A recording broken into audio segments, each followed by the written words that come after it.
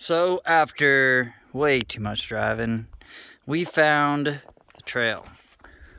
So we've got the Jeepster down here, and we are at what I'm gonna call Sandy Beach Trail. This is just towards Saguaro Lake from Four Peaks Camp Recreation Site, or whatever they call it. Four Peak Recreation Site. We staged over there, unloaded the Jeep, and started driving after about an hour and a half of wrong ways, because this trail is not really marked or labeled on anything anywhere.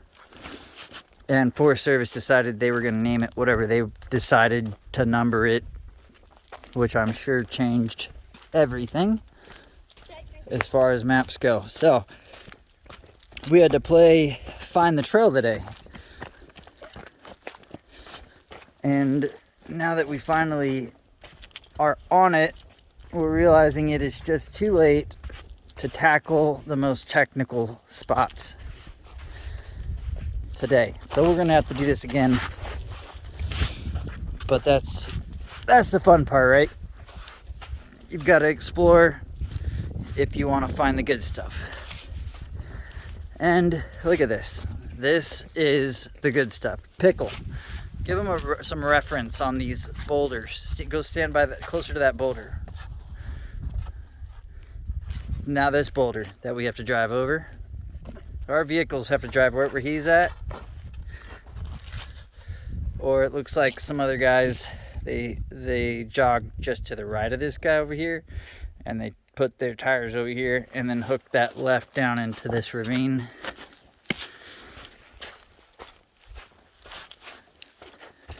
Not a lot of tire tracks on this since it's rained. Looks like there's some red label tracks, but really not a lot of tire tracks. So this little fantastic section reminds me of the Z-turn at Terminator a little bit, or even the Z-turn a little bit at the Rim Trail, Moab. Dad, look at this boulder. That's a big boulder. I'm giving you guys some reference on how big these rocks are.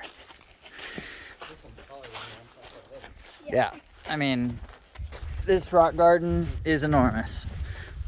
And it's kind of neat. Most of them have many different lines that you can take, make your own lines, because this riverbed, it's so wide, which is unique.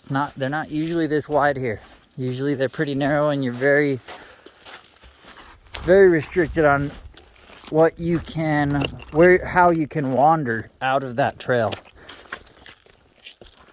This one though, it's pretty wide. Gives you a lot of options. I mean, look at this rock garden it's immense.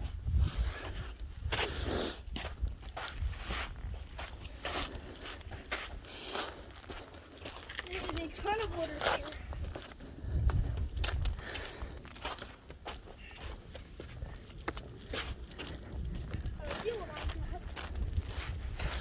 Then you got a bunch of these little runs that are pretty flat, nothing crazy. You know, for example, this guy right here, you can pick, I'm gonna say that is the easiest, that is the harder run, and then you can pick anything in between. So you can pick something fun on the big boulder that Dylan's on, or you can try to pick something fun to the right over here, or it looks like most everybody runs this section here and just slides down. But again, Pickle, come here and stand by this drop.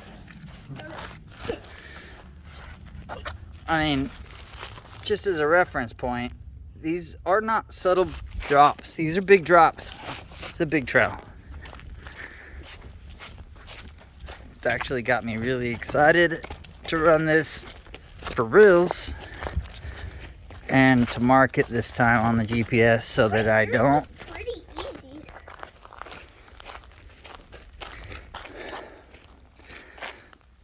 So I'm going to make sure to mark it on the GPS to make sure I can find it this next time. So I'm going to go ahead and mark it on the GPS to make sure I can find it easier next time and not waste hours off trail on some rancher's fence line. Now we did see a JLU, fairly decently built, that was coming out of here while we were coming in. I don't foresee him running this stuff. So again, we've got another little fork deal. I don't see any tire tracks on that section, but if you had a big enough buggy, maybe some rear steer, this could be an obstacle. Looks like everybody comes right here. Then they jog around that boulder there, come down and go around. But again, these are still big boulders. It's not something that I would suggest taking even a decent JKJL on 35s. This would be a challenge. And as you can see, the rock garden gets apparently more immense. Doesn't appear that the floods have helped absolutely anything.